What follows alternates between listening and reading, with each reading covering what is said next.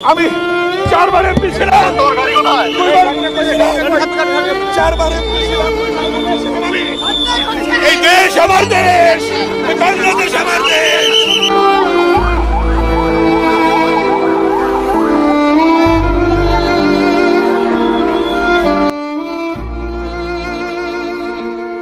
চেয়ারপারসনের উপদেষ্টা সাবেক ডাকসুনিবি আমানুল্লাহ আমান সাবেক আমানের বিরুদ্ধে সরকার 6/3/2007 সালে মামলা করেছিল অবৈধ সম্পদে।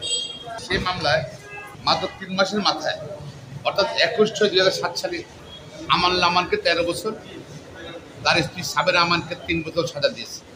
আমরা বলবো সম্পূর্ণ পলিটিক্যালি মোটিভেটেড কেস ছিল, রাজনৈতিকভাবে ছিল। রাজনৈতিকভাবে তাকে নির্বাচন দূরে সরানোর জন্য, সামাজিকভাবে হেয় প্রতিপন্ন করার জন্য আমানুল্লাহ আমানকের বিরুদ্ধে এই মামলা দেওয়া হয়েছিল এবং আজকে তারা ন্যায় বিচার পেয়েছে।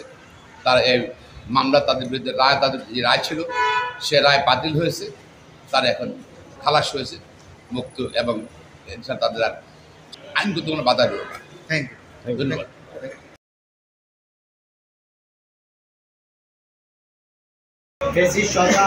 জালেম সরকার দীর্ঘদিন যাবৎ এই দেশের জনগণের উপর জুলুম করেছে, মিথ্যা মামলা দিয়েছে। সেই মিথ্যা মামলাগুলি থেকে দেশের জনগণ, নেতৃবৃন্দ, সাধারণ জনগণ, সর্বশ্রেণীর মানুষ মুক্তি পাক সেই কামনা আমরা করছি। এবং আগামী দিনে এই জালেম সরকার যেন আমাদের সামনে মাথা চাড়া দিয়ে না উঠতে পারে, সেদিকে আমাদের সকলকে সোচ্চার থাকতে হবে। আল্লাহ তাআলা আমাদের সকলকে ঐক্যবদ্ধ হয়ে রাষ্ট্রকে আরো সামনের দিকে এগিয়ে নিয়ে যাওয়ার তৌফিক দান করুন। আমিন। বিশেষ করে আমাদের সকলের প্রিয় নেতা জনাব শহীদ জিয়াউর রহমান সাহেব, আল্লাহ তার কবরটাকে তুমি জান্নাতুল ফেরদাউসের টুকরা বানায় দাও। আমিন। তার দুনিয়ার মধ্যে যতগুলি ভালো কাজ ছিল সবগুলি ভালো কাজকে তুমি কবুল মঞ্জুর করে নাও। আল্লাহ মানুষ হিসেবে ভুল ভ্রান্তি হতে পারে, তার ভুল ভ্রান্তিগুলি তুমি মাফ করে দাও। আজকের দোয়ার মাহফিলকে তুমি কবুল মঞ্জুর করে নাও।